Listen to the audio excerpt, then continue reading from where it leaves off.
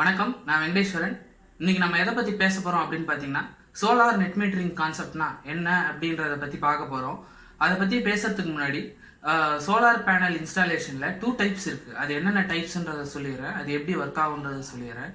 Solar panel இன்ஸ்டாலேஷன்ல stand alone PV system and grid connected solar PV system அப்படின்னு 2 types இருக்கு. Stand alone PV சிஸ்டம்னா என்னன்னா, install பண்ண solar பேனலை பேட்டரி பேக்கப் வச்சு அதில் அந்த டிசி கரண்ட்டை ஸ்டோர் பண்ணி அதுக்கப்புறம் சோலார் இன்வெர்டர் வச்சு ஏசி கரண்ட்டாக மாற்றிட்டு அதை வந்து அப்ளைன்சஸ்க்கு கொடுக்குறீங்க அப்படின்னா அது வந்து கிரிட்டோட கனெக்ட் ஆகிருக்காது. அதாவது இபி டிரான்ஸ்மிஷன் லைனோட கனெக்ட் ஆகிருக்காது.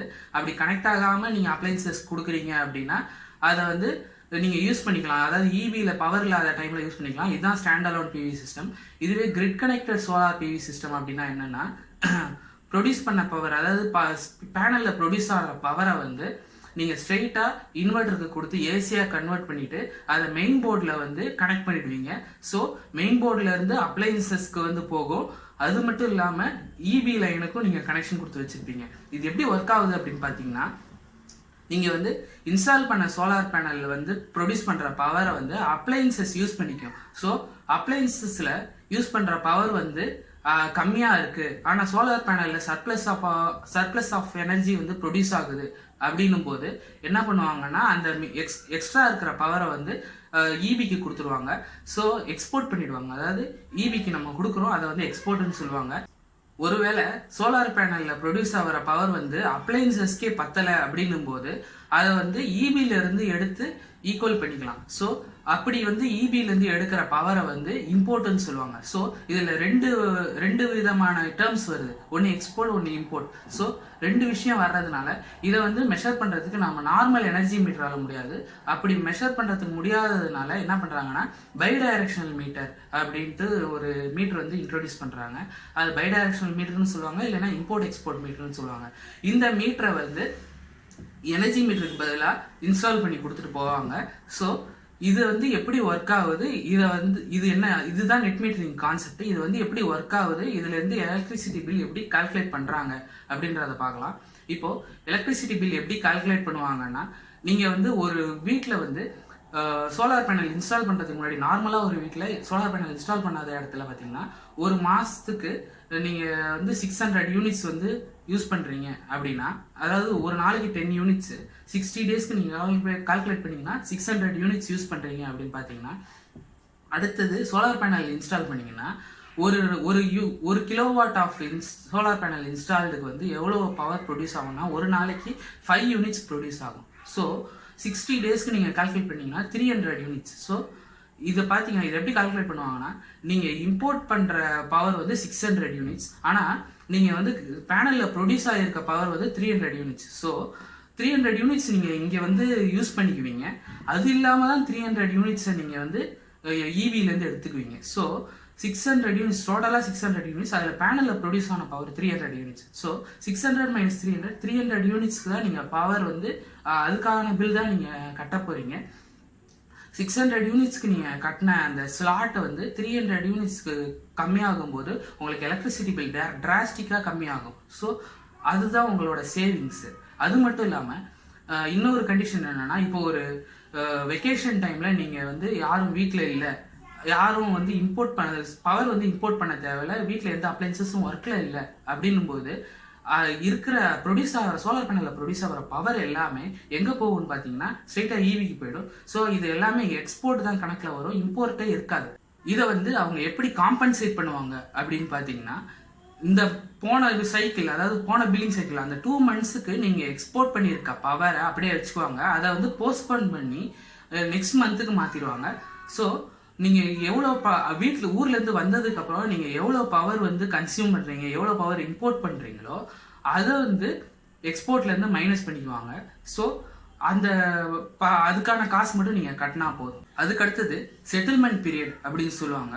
அதாவது செட்டில்மெண்ட் பீரியட்னா 12 மந்த்ஸுக்கு நீங்கள் கன்சியூம் பண்ண இம்போர்ட் எவ்வளோ, எக்ஸ்போர்ட் எவ்வளோ அப்படின்றத அவங்க கால்குலேட் பண்ணி வச்சுருப்பாங்க. மேக்ஸிமம் இம்போர்ட் தான் அதிகமாக இருக்கும், எக்ஸ்போர்ட் கம்மியாக இருக்கும். ஒருவேளை இம்போர்ட் வந்து கம்மியாக இருக்குது, எக்ஸ்போர்ட் அதிகமாக இருக்குது, சே ஃபார் எக்ஸாம்பிள் 6000 யூனிட்ஸ் வந்து நீங்கள் எக்ஸ்போர்ட் பண்ணியிருக்கீங்க, ஆனால் 5000 யூனிட்ஸ் தான் இம்போர்ட் பண்ணியிருக்கீங்க அப்படின்ற மாதிரி ஒரு பட்சத்தில் வரும்போது என்ன பண்ணுவாங்கன்னா, அந்த 5000 யூனிட்ஸில் 90% ஆஃப் த யூனிட்ஸை வந்து கணக்கில் எடுத்துவாங்க.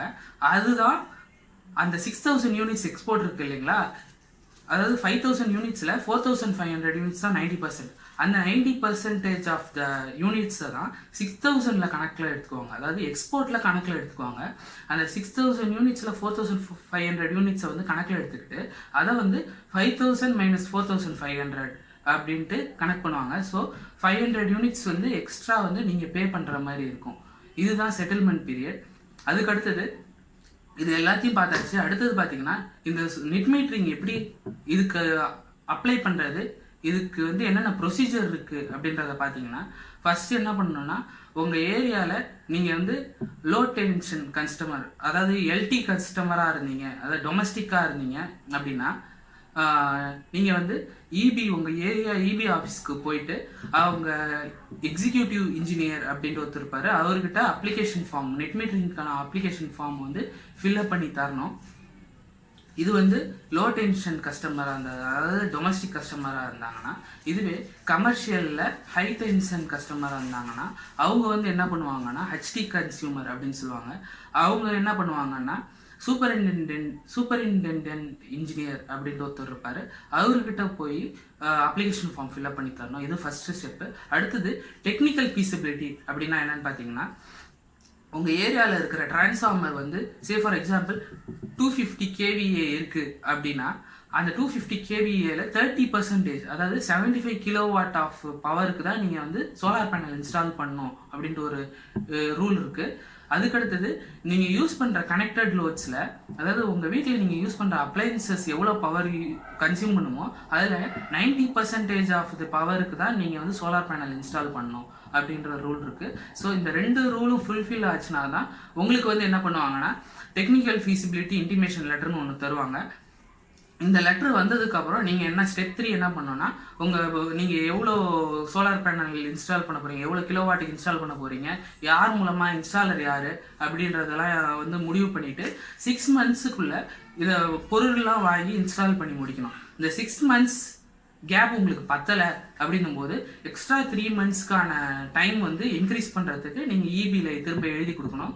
ஸோ இந்த ஒர்க்லாம் முடிஞ்சதுக்கப்புறம் உங்கள் சோலார் பேனல் வந்து இப்போ பவர் ப்ரொடக்ஷனுக்கு ரெடி ஆகிடுச்சு அப்படின்றதுக்கு வந்து அவங்கக்கிட்ட நீங்கள் இன்ஃபார்ம் பண்ணணும். அப்படி இன்ஃபார்ம் பண்ணிட்டீங்கன்னா அவங்க வந்து வித்தின் 5 days, நீங்கள் இன்ஃபார்ம் பண்ண 5 daysக்குள்ளே என்ன பண்ணுவாங்கன்னா வந்து சேஃப்டிலாம் கரெக்டாக இருக்கா, நீங்கள் இன்ஸ்டால் பண்ண சோலார் பேனலில் சேஃப்டினஸ் எல்லாம் கரெக்டாக இருக்கா அப்படின்ட்டு செக் பண்ணுவாங்க. சேஃப்டிக்காக செக் பண்ணும்போது அவங்க ஆன்டி ஐலாண்டிங் எஃபெக்ட்னா அது கரெக்டாக இருக்கா அப்படின்னு பார்ப்பாங்க. அதுக்கப்புறம் லைட்டிங் அரெஸ்டர் இன்ஸ்டால் பண்ணியிருக்கீங்களா, எர்த்திங்லாம் கரெக்டாக இருக்கா அப்படின்றது எல்லாத்தையும் செக் பண்ணுவாங்க. இது எல்லாத்தையும் செக் பண்ணிவிட்டு சேஃப்டி சர்டிஃபிகேட் அப்படின்னு ஒன்று தருவாங்க. அது தந்ததுக்கப்புறம் தான் உங்கள் சோலார் பேனல் இன்ஸ்டால் பண்ணி அது ஒர்க் ஆகிறதுக்கான அந்த நிலைக்கு வருது.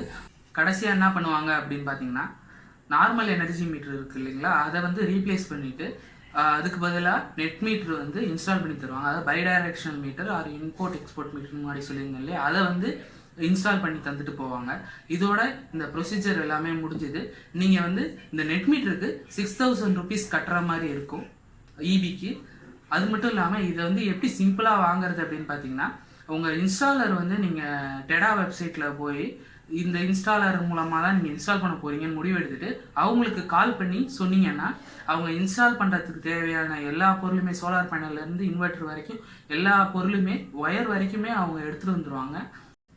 அது மட்டும் இல்லாமல் நெட் மீட்டர் வாங்குறதுக்கான ப்ரொசீஜர் என்ன அப்படின்றதையும் அவங்க சொல்லிடுவாங்க. அவங்களுக்கு 6000 rupees நீங்கள் பே பண்ணிங்கன்னா நெட் மீட்டர் வாங்கி தந்துடுவாங்க. இதான் இந்த வீடியோவில் நான் உங்களுக்கு சொல்ல வந்த விஷயம் எல்லாமே. இதோட இந்த வீடியோ கம்ப்ளீட் ஆகிடுச்சு. இந்த வீடியோவில் ஆன்டி ஐலாண்டிங் எஃபெக்ட் அப்படின்ற ஒரு வேர்டு மென்ஷன் பண்ணியிருப்பேன். அது என்ன அப்படின்றது டீட்டெயிலாக இன்னொரு வீடியோவில் நான் வந்து போஸ்ட் பண்ணுறேன். இந்த வீடியோ உங்களுக்கு பிடிச்சிருந்ததுன்னா லைக் பண்ணுங்கள், ஷேர் பண்ணுங்கள், கமெண்ட் பண்ணுங்கள். பருத்திச்சோலை சேனலுக்கு சப்ஸ்கிரைப் பண்ணுங்கள். தேங்க்யூ.